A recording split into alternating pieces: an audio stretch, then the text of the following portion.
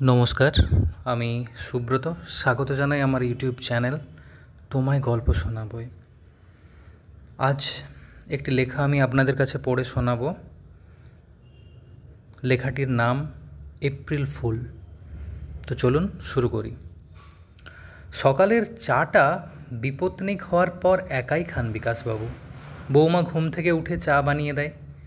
একটু বেজার মুখে দিলেও কিছু মনে করেন না তিনি। যতই হোক গোটা দিন কত খাটনি মেয়েটার। একটা সংসার সামলানো কি চারটিখানি কথা? ছেলে সুপ্রতিষ্ঠিত, মোটা টাকা মাইনে পায়। বড় গর্ব হয়, মানুষের মতো মানুষ করে তুলেছেন তিনি ছেলেকে। আজ সকাল থেকেই ছেলে প্রচণ্ড ব্যস্ত অফিসের কাজে।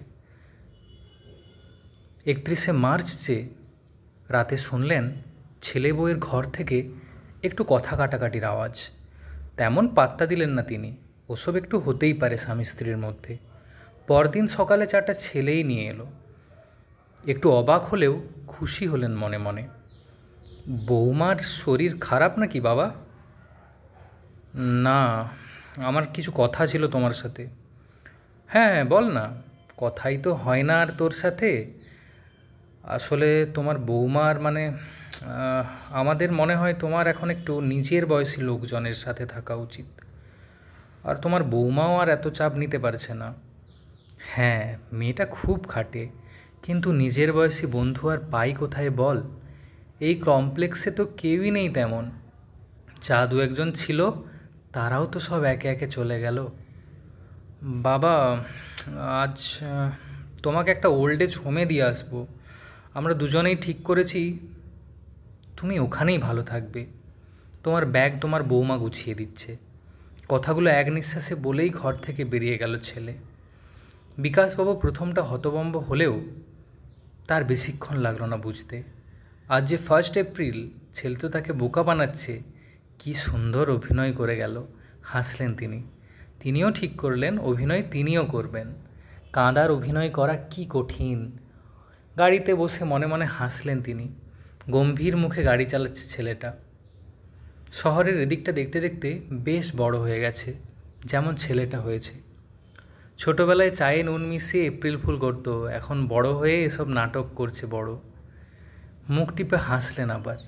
জেনে বুঝে নাটক করার মধ্যে একটা পৈশাচিক আনন্দ আছে। ওল্ড এজটা একটু গ্রামের দিকেই, বেশ সুন্দর সাজানো।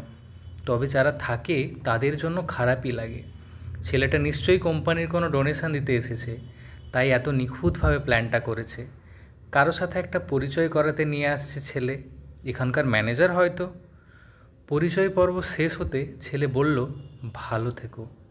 মাসে 2বার তো আসবই দেখা করতে, কোনো অসুবিধে হলে ফোন করো। আবার অভিনয় করার পালা। হাঁটতে হাঁটতে গাড়ির কাছে এলেন দুজনে। বললেন, তোমরাও ভালো থেকো বাবা, আমার আশীর্বাদ তোমাদের সাথেই থাকবে। বলে অপেক্ষা করতে লাগলেন কখন ছেলে বলে উঠবে এপ্রিল ফুল। গাড়িতে বসলো ছেলে। জানলার কাছ দিয়ে মিটিমিটি হেসে অপেক্ষা করতে থাকলেন তিনি। গাড়ি স্টার্ট দিল। এই বুঝি বলল বলে।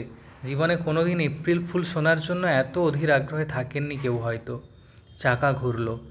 বাঁদর ছেলে কখন অভিনয় শেষ করতে হয় জানেই না। এবার অস্থির হলেন বৃদ্ধ।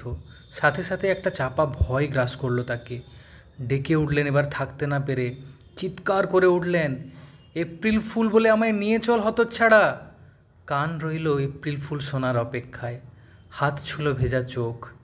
ধুলো উড়িয়ে গাড়িটা ছোট হয়ে আসছে ক্রমশ।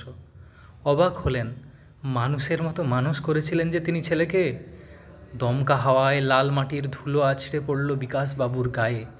যেন বলে গেল, এপ্রিল ফুল বাবা, এপ্রিল ফুল। লেখাটি পড়ে সত্যি আমার নিজেরও চোখে জল চলে এলো। আপনাদেরও লেখাটি আশা করি ভালো লাগবে। লেখাটি আমি ফেসবুক থেকে সংগ্রহ করি। তো এই ছিল লেখাটি, এবং ভালো লাগলে আপনারা বন্ধুদের সাথে শেয়ার করবেন এবং আমার চ্যানেলটি সাবস্ক্রাইব করতে ভুলবেন না। ধন্যবাদ সবাইকে।